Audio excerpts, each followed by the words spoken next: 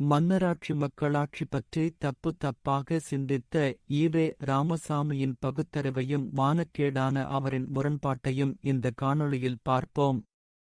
இன்றைக்கு நாம் ஜனநாயக நாட்டில் வாழ்கிறோம். எல்லோரும் இந்நாட்டின் மன்னர் என்பதற்கேற்ப யாரும் இங்கே அரசனாகலாம், அதாவது தலைமை பதவிக்கு வரலாம். அரசனின் அடிமையாக ஒரு குடும்பமே யுக யுகமாக ஆளும் அவலம் ஒழிந்தது கத்தியின்றி இரத்தமின்றி உலக நாடுகளில் நடந்த புரட்சி என சொல்லலாம். ஈவே ராமசாமி அரசன் ஆட்சியைப் பற்றியும் மக்களாட்சி பற்றியும் என்ன கூறுகிறார் என பார்ப்போம். பகுத்தறிவு பகலவன் அல்லவா?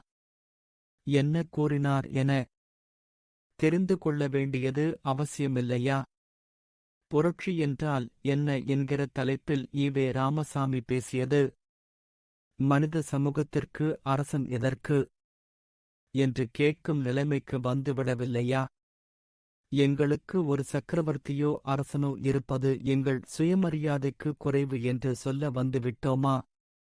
இல்லையா? ராஜபக்தி, ராஜவாழ்த்து, அடிமைத்தனம் என்று சொல்ல வந்துவிட்டோமா? இல்லையா? அந்தப்படியே பல தேசங்களில் அரசர்கள் ஒழிந்தும் விட்டார்களா? இல்லையா?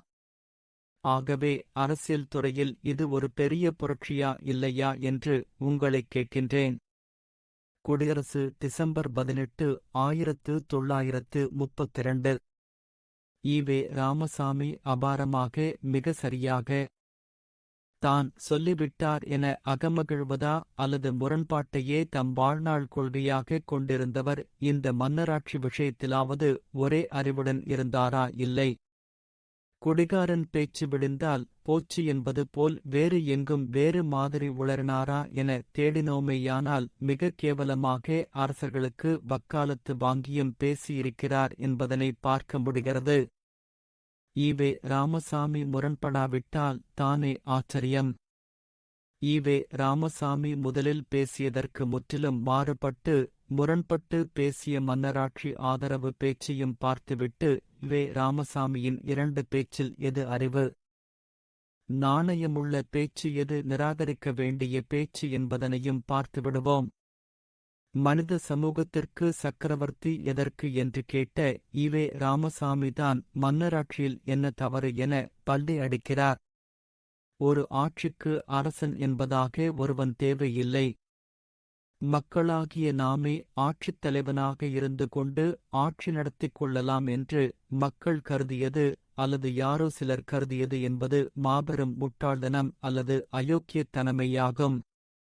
இதன் பயன் என்னமாய் முடியுமென்றால் மக்களுக்கு ஏற்கெனவே இருந்து வரும் கெட்ட குணங்கள் கூடாத குணங்கள் என்று சொல்லப்படுபவையான பொய், பொருட்டு, பித்தலாட்டம், ஏமாற்றுதல், வஞ்சித்தல், கொலை, கொள்ளை, பலாத்கார, காலித்தனம், அமைதி இன்மை, குழப்பம் முதலிய சமுதாய வாழ்வுக்குக் கூடாததான காரியங்கள் நடைபெறவும் நாளுக்கு நாள் மக்கள் இவற்றில் ஈடுபடவுமான மக்களின் சமூக வாழ்வுமுறை கெடவுமான நிலை ஏற்பட்டுத் தாண்டவமாடுவதுதான் விளைவாக இருந்தும் வருகிறது. சுருக்கமாகச் சொல்ல வேண்டுமானால் கடவுள் நம்பிக்கை எவ்வளவு முட்டாள்தனமானதோ அவ்வளவு முட்டாள்தனமான கருத்தும் காரியமுமையாகும் ஜனநாயகம் என்பதும் என்கிறார் ஈவே ராமசாமி. மனித தவறுகள் அனைத்தும் ஜனநாயக ஆட்சியில்தான் கண்டுபிடித்தது போல் ஈவே ராமசாமி கண்டுபிடித்து சொல்கிறார். பொய், பொருட்டு, பித்தலாட்டம், ஏமாற்றுதல், வஞ்சித்தல், கொலை, கொள்ளை, பலாத்கார, காலித்தனம், அமைதி இன்மை, குழப்பம் என்பன அரசாட்சியில் இருந்ததே இல்லையாம். மனித பலவீனங்களால் நடக்கிற குற்றங்களுக்கு மன்னராட்சி மக்களாட்சி என பேதம் கற்பிப்பவன் அறிவு நாணயமற்றவனாகவே இருப்பான். அரசனாட்சி தேவையில்லை, மக்களாட்சி தான் தேவை என்பதற்காக நடந்த போராட்டத்தை ஈவே ராமசாமி முட்டாள்தனம் என சொல்லிவிட்டு மன்னராட்சியை ஏன் வலியுறுத்துகிறோம் என்பதற்கு 4 காரணங்களை சொல்லுகிறார். அவை என்னவென்று பார்ப்போம். 1. அரசன் என்கின்ற மதிப்பு. 2. அரசன் நடுநிலை உள்ளவன் என்கின்ற நம்பிக்கை. 3. அரசனது அதிகார பலம். இவற்றோடு 4. பரம்பரையாக யார் தயவுமில்லாமல் பதவிக்கு வரும் இயற்கை உரிமை. இந்தக் காரணங்களால் அரசனது ஆட்சியை கொடிகள் யாரும் எதிர்க்கவும் குறை கூறவும் முடியாமல் இருக்க முடிந்தது. ஜனநாயக ஆட்சியாளருக்கு இவ்வித தகுதி ஏதாவது உண்டோ? மக்களுக்காவது இதற்கேற்ற பண்பாடு ஏதாவது உண்டோ? தலையங்கம் விடுதலை நவம்பர் 3, 1968. ஈவே ராமசாமியின் உயர் ஆண்டை சாதி திமிரே இங்ஙனம் அவரை அவ்விதமாக பேச வைத்துள்ளது என்போம். ஈவே ராமசாமியின் இந்த பேச்சுக்கும் கோவிலில் அர்ச்சகராகும் உரிமை பார்ப்பனர்களுக்கே உள்ளது என கூறுவதற்கும் என்ன வித்தியாசமுள்ளது? பரம்பரையாக யார் தயவுமில்லாமல் பதவிக்கு வரும் இயற்கை உரிமையாம் ஈவே ராமசாமியின் மன்னராதரவு பேச்சு முட்டாள்தனமானது என்பதோடு அறிவே இல்லாத ஒரு நபரின் பேச்சு என்றே கூறுவோம். அதென்னையா பரம்பரையாக வரும் உரிமை? இப்படித்தானே ஒவ்வொரு சாதியினரும் பரம்பரையாக வந்த உரிமை என தொங்கிக் கொண்டிருக்கிறார்கள். ஜனநாயக நாட்டில் கருத்துரிமைக்கு இடமுள்ளது, பகுத்தறிவாதிக்கு இடமுள்ளது. மன்னராட்சியில் அந்தனம் இருந்ததா? மன்னர் பின்பற்றும் மதத்தை தான் மக்களும் பின்பற்ற வேண்டும். அவனெந்த சாமியை கும்பிடுகிறானா அந்த சாமியை மக்களும் வணங்கியாக வேண்டும் என்கிற நிலை இருந்தது. ஈவே ராமசாமியின் அறிவு கண்ணுக்கு தெரியாமல் இருந்தது என்றால் ஈவே ராமசாமி என்ன பகுத்தறிவாதி? கடவுள் நம்பிக்கை எவ்வளவு முட்டாள்தனமானதோ அவ்வளவு முட்டாள்தனமான கருத்தும் காரியமுமையாகும் ஜனநாயகம் என்பதும் என்கிறார் ஈவே ராமசாமி. ஒரு விஷயத்தை ஈவே ராமசாமி நியாயப்படுத்த முடிவு செய்துவிட்டால் தயவு தாட்சண்யம் பார்க்காமல் எவ்வளவு கேவலமாகவும் கீழிறங்க தயங்க மாட்டார் என்பதனையே மேற்கண்ட பேச்சு சொல்கிறது. அரசாட்சி எதிர்க்கும் போது ஈவே ராமசாமியிடம் இருந்த நியாயம் அரசாட்சியை ஆதரிக்கும் போது துளியளவு கூட இல்லையே. சுயநலத்திற்காக ஒரு பேச்சை பேசும்போது அதில் என்ன நியாயத்தை கொண்டு வந்துவிட முடியும்? மக்களாட்சி தவறு, மன்னராட்சி என் வேண்டுமென கூறியதில் கடுகளவாவது ஒரு நியாயமான காரணத்தை ஈவே ராமசாமியால் கூற முடிந்ததா?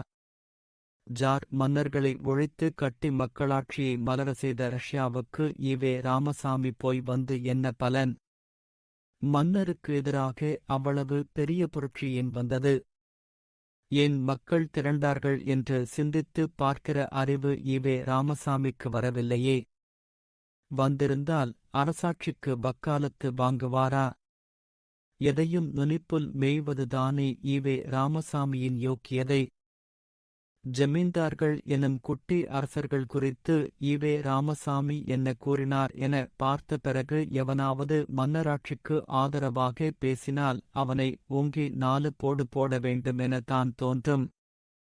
குட்டி அரசர்களாம் ஜமீன்தார்களைப் பற்றி ஈவே ராமசாமி கூறியதை பார்த்தோமேயானால் மன்னராட்சியை துரத்த வேண்டியதற்கான காரணம் விளங்கும். குட்டி அரசர்களான ஜமீன்தார்களின் யோக்கியதையை நான் உங்களுக்கு அதிகமாய் சொல்லிக் காட்ட வேண்டிய அவசியமில்லை. அவர்களுடைய அருங்குணங்களில் எல்லாம் குடிப்பதும் கூத்திமார்கள் வைப்பதும் பந்தயம் சூது ஆடுவதும். மற்றபடி நல்ல பெண் நல்ல மாடு குதிரை முதலியவைகள் ஜமீன்தார்களுக்கே சொந்தமானது என்கின்ற முறையும் இவர்களிடம் இருக்கிறது.